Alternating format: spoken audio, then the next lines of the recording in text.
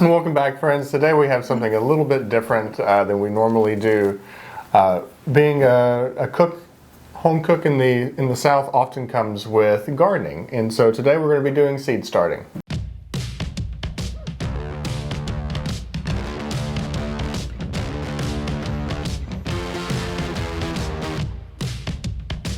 Now, just keep rolling. So today we have some special guests. We've had little Ada and then my fiance. You want to say something? Hey. Hey, guys. You want to say anything about yourself? I'm Rachel. Very happy to be here. To start, we're going to talk about some of the gear that we use to start our seeds. We use these Epic six cell trays. These have been some of the best ones that we've been able to find. You know, we started off with some of those really flimsy plastic ones, but these hold up great, and I see we're using these for a really long time. And then the seed starting trays. Okay, but let's get down, sweetheart. Woo! Roll down. Great. It was elegant. So these seed starting trays that we use are actually from Bootstrap Farmers. The price to value, you just can't really beat. You can walk around and hold them. They're not flimsy, and this is just kind of us working on getting some of the better tools of the trade that we can get that will last for a long time. And then of course we have our potting mix and everything. You want to talk a little bit about that, what we use there? Yeah, we use, lots of the times we just buy this, you know, Miracle Grow seed starting potting mix, and we also add a little bit more vermiculite or perlite into it just to give a little bit more drainage than's already in here. This has some, I think it has some perlite already mixed in. Can't hurt putting a little more in it. Yeah, that's what we usually kind of start off with. It's important for us to kind of get a new bag of it. We have a few bags already open of it, you know, just to control like fungus or any other type of or anything. That may have... Yeah, we like to get a clean, fresh bag when we're doing our bulk vegetables. Yeah, well, let's start making some of this soil. Little vermiculite. Vermiculite's a little bit browner in color than the perlite. And if you feel like it needs a little more, just add some more. So we just kind of mix it in. I like to look at the ratio. I might put a little bit more in. And so this next step, I think, is something that really leveled up our germination rate, and it's to kind of pre-moisten, pre-water the soil before we start. And don't go crazy with it. The goal when you're adding water to this and moistening the dirt is you really don't want to get it sopping wet, you just want to get it moist. So mix it up, and then once you can kind of make a ball with it in your hands and it kind of stays together, that's a pretty good spot to be in. It's moist, but not overly moist. And this is looking pretty good. So these little Epic 6 cells, they have little finger pokes in the bottom of them, which makes it easy to take the plants out. But we normally just start by dumping mix into each of these cells. And we're doing this on top of a little baking tray. Another thing you want to kind of make sure is that your seed cells are clean and sanitized. Especially if you're reusing them. Yeah, if you reuse them, before you use them again, you need to dump out any old dirt that's in them and then wash them. There's several ways you can wash them. Some people use bleach and water mixed together, but we just use soap and water, and we haven't had any problems. It works just fine. We have some clean plants. So now I like to go through and just kind of tap them down just to make sure that they're kind of compacted and filling the entire tray, the entire cell. This will help out with bottom watering a little bit later on. We started doing this after I noticed one season that we weren't getting really good water soakage into the soil. And you don't want to overdo this. You can be kind of light-handed. Definitely don't super compact them. It'll make it more difficult for the roots to kind of reach down through it. And some of these didn't fill up very well. Now we're just gonna go back on top with a fresh layer. And this not being compacted will really help the seed get its roots started. Not have to fight through anything.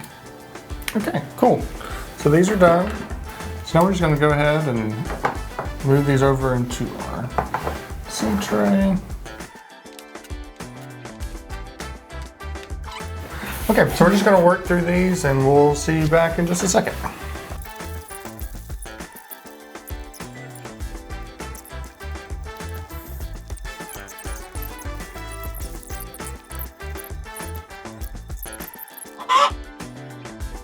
All right, so we got our cells all ready to go, and so it's seed starting time.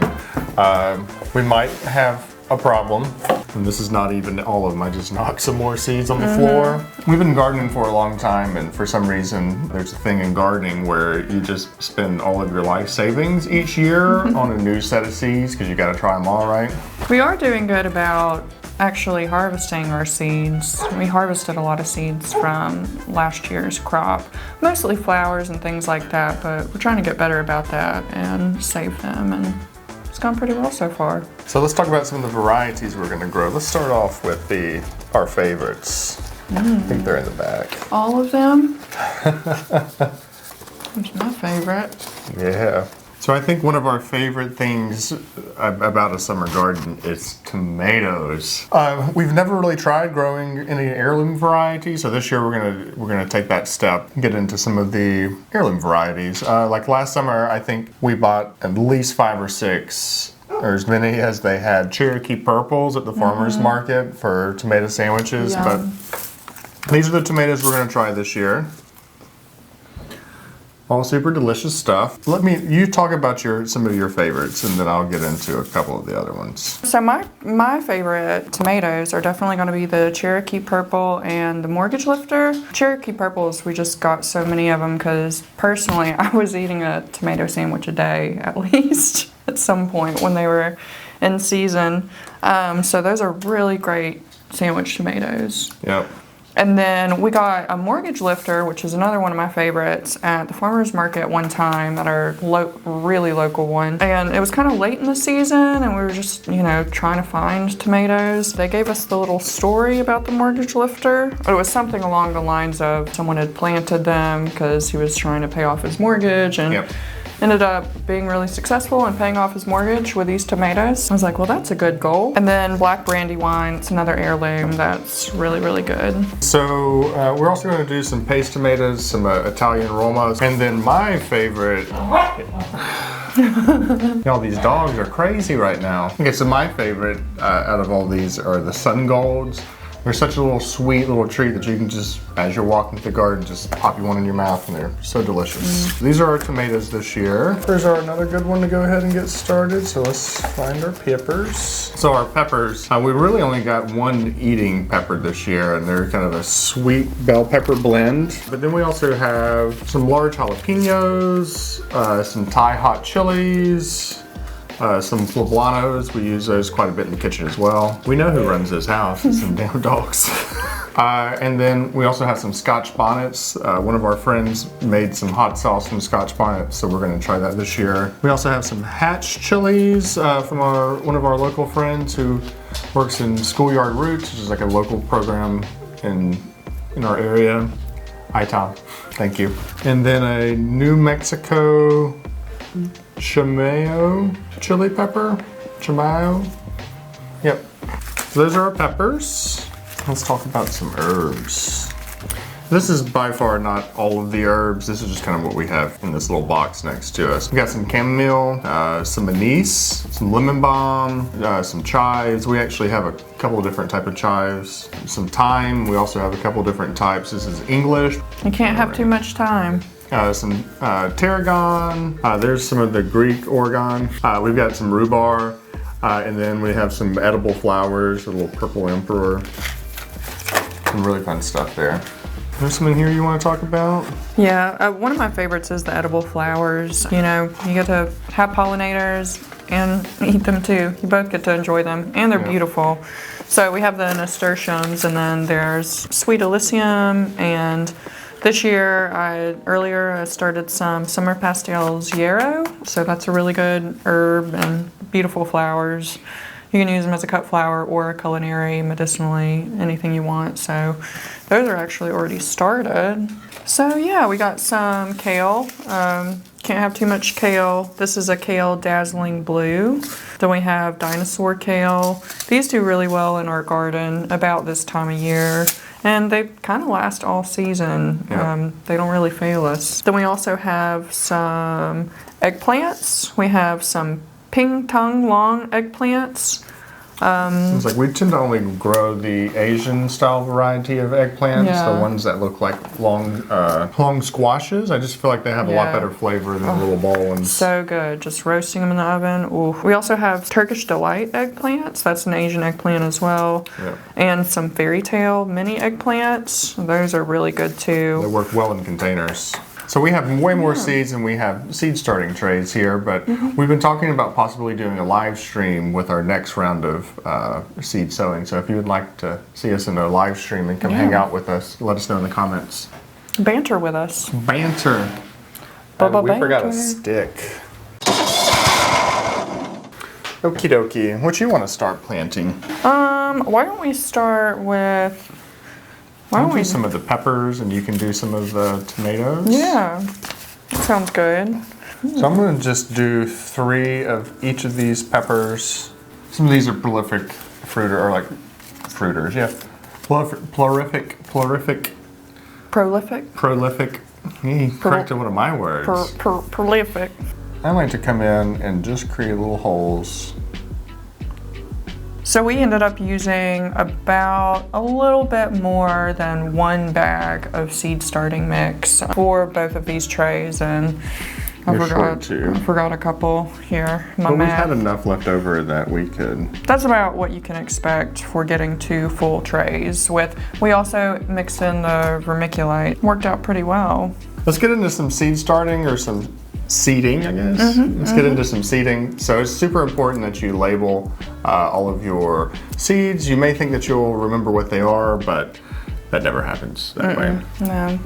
So I'm going to do 3 of each of these peppers. What's your game plan? So I'm gonna do 3 each of these tomatoes, and or put 2 seeds in each hole, and then label them. These are really neat little markers and marker. This is a waterproof marker, so you know later when you're misting things, it won't run. Yeah, that's my game plan. Yeah, I'm also going to do 2 seeds in each hole. You know, seeds nowadays, they generally have really good germination rates. Planting so few of them, and I would like to have 3 of each of these, it just makes sense to increase your odds here. So exciting. So exciting. I haven't really had a ton of luck with paste tomatoes. We're gonna try to do some things a little bit differently with tomatoes this year. One part of it will be starting them a little early than we usually do. Yeah. I do think last year was the first time that our personal tomatoes did better than some of the tomatoes we got from like a nursery or anything. Yeah. That's when you know you're starting to get good is. Like so many things, gardening is a lifelong learning experience. So next I'm doing the black brandy wine. Heirloom. There you go. There you go. There you go. And now the Cherokee purple. Mwah. A lot of people's tomatoes and peppers this last growing season lasted well into about December in our area. So hopefully we'll get some of that luck too. Are you done with tomatoes already? Done with tomatoes. What you gonna do next? I don't know. I want to just keep doing some tomatoes. I guess I'll start with maybe I'll do some eggplant. Eggplants are something else that you want to kind of get started a little early. They tend to even, like they just don't start popping off until it gets really hot outside. It's the most wonderful time of the year. You talking about tomato season? The Yeah, excitement. I think I'm gonna do herbs next. Do we have? We got plenty of those. Yeah. Okay, I'm gonna start off with some chives. Chives are some of my favorite. I use them a lot in cooking. I'm really interested to know what you guys are growing this year. Have you already started your seeds? I guess we should have mentioned this earlier, but we are in zone 8. Middle of Alabama. 8A.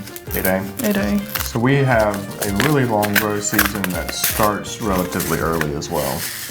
There's some craziness that's happening out in our garden right now, and I can't wait to show y'all. I'm finishing it up right now. Not this very second, but so you'll get to see a garden tour here. I guess when we start to actually plant these. For those of you that have already been following our garden journey, you're going to be really surprised to see where we've taken it this year. We'll do a little Napa cabbage. And this particular Napa cabbage is a slow bolting one. This woman has an addiction to kimchi, and so we thought we would try to grow our own Napa this year to see if we can kind of help cut costs associated. Yeah, this will be a fun one. Cranberry hibiscus. We had some really great luck with some hibiscus last year, but I planted it a little too late, so finally getting it in early. Guess I'm gonna do some nasturtium now.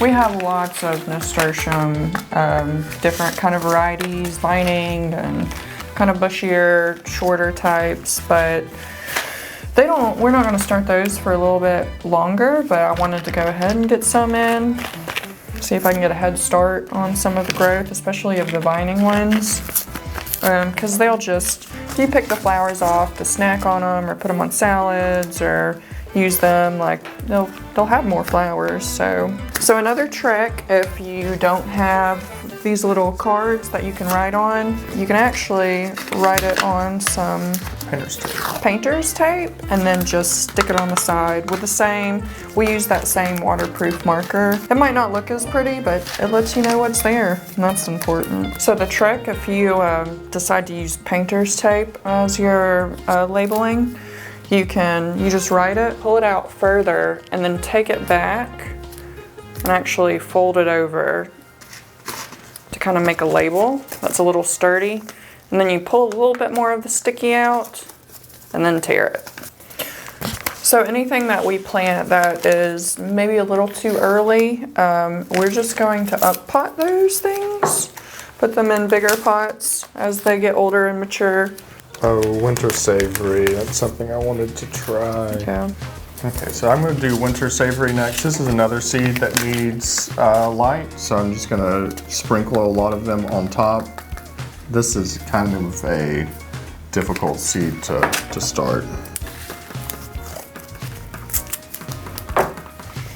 Challenge accepted, winter savory. I was just thinking we're gonna probably have to rearrange some of these, like for the tomatoes and the peppers. You'll see in just a second, like we'll use a heat mat for those just until they germinate. The half a tray or more of herbs that I've planted do not need a heat mat to germinate, so. Oh boy, oh boy. So let's kind of do some quick rearranging. I'll move my peppers over here. Woo-woo! We have a ton as usual, and we normally have pretty good germination rates, so I'm excited to see this year how because some of these seeds are a little older than what we normally do. So to finish these off, we like to come in with a little spray bottle and soak and wet the top of our seeds. And we use a spray bottle so it doesn't kind of move the seeds. You know, if you use like a watering can or something, it displaces the dirt and the seeds, and who knows where they'll go. And we'll continue to water this way until they germinate, and we'll switch to bottom watering after that. And so these little tops we've actually had for a long time from a cheap, like big box store, Jiffy. I'm sure a lot of y'all who are gardeners have seen these before.